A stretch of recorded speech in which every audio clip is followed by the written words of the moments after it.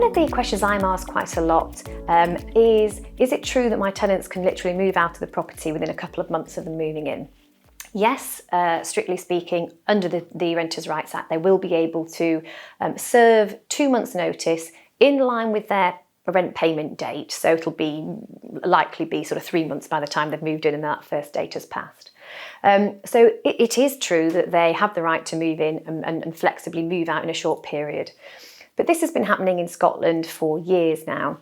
And whilst the average length of a tenancy will have shortened very slightly, it's still, a couple of years.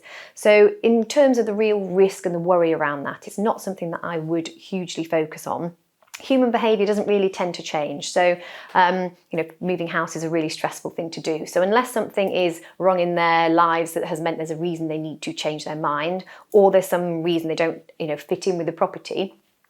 And in all honesty, even before this bill came in, if we have a tenant who was unhappy in a property, generally the best thing to do is to let them move on, because an unhappy tenant does generally not mean for a very sort of peaceful time for the landlord.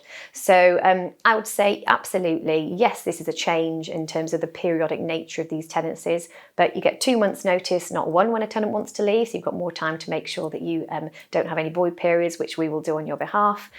So really not something that I would materially worry about.